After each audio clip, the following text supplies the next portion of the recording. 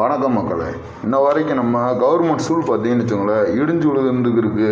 ஏகப்பட்ட இடத்துல கவர்மெண்ட் ஸ்கூலில் பிள்ளைகளை சேர்க்குறதே அசிங்கமாக தான் நினச்சிக்கிருக்காங்க மக்கள்.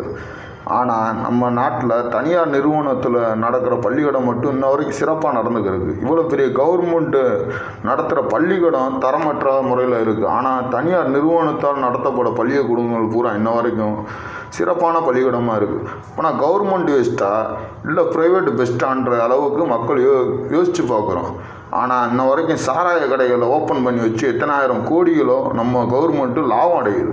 அந்த லாபங்களை எடுத்து இந்த மாதிரி பள்ளிக்கூடங்களை பிள்ளைகள் படிக்கிறதுக்காண்டி பள்ளிக்கூடங்களை சீரமைத்து நல்ல கல்வியை தந்தால் மக்களோட வாழ்வாதாரமும் உயரும், அவங்களோட கவலைகளையும் கொஞ்சமாச்சும் குறையும். அதெல்லாம் இந்த கவர்மெண்ட்டு செய்கிற மாதிரியே என்றைக்கும் தெரியல. ஏன் படிக்க வச்சார் காமராஜர், நம்ம கலைஞர் குடிக்க வச்சார். ஆனாலும் இன்னமும் பார்த்தீங்கன்னா ஏகப்பட்ட அரசியல்வாதிகள் தான் தனியார் பள்ளிக்கூடங்களை நடத்திக்கிருக்காங்க பினாமிகளை வச்சு. அதுதான் உண்மையும் கூட. அதனால தான் இன்ன வரைக்கும் கவர்மெண்ட் பள்ளிக்கூடங்களை சீரமைக்க மாட்டுறாங்க. அதுதான் மக்களோட உண்மையான கருத்தாகவே இருக்குது.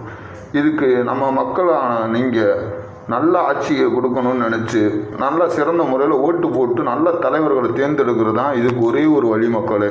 வணக்கம் மக்களே.